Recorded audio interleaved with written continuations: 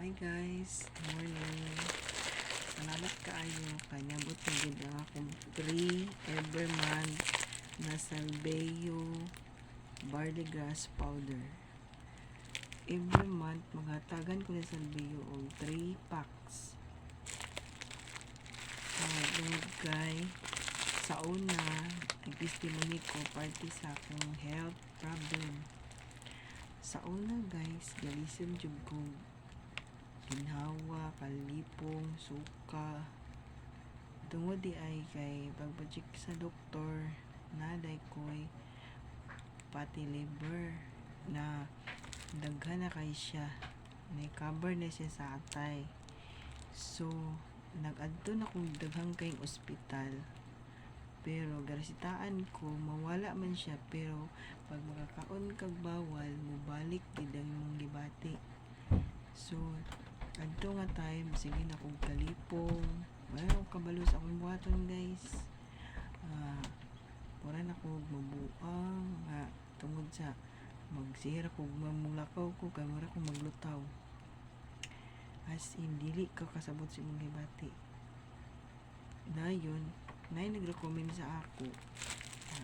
Mag-inom ko o Salveyo barley grass. Kay daghan na daw ni siya na ulian ng mga sakit. So nag-try ko isa ka pack. Nigaan na akong gibati.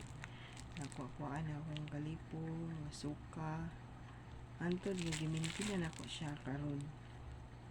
Kay mas ni arang gid ang akong gibatian karon kaysa sa una. Niya kani siya guys, ang painom nako sa Salveyo buntag o gabi. Sa una kay gainom ra ko gabadit lagi ko. Say duha ra ka scoop or tulo sa buntag o sa gabi.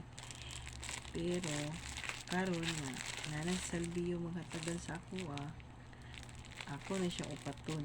Upat ka scoop sa buntag o upat sa scoop sa gabi. Kay dili nawala na akong kalipong, kasukaon anang akong mata mura siya yellow na siya tungod sa akong atay ato nga time.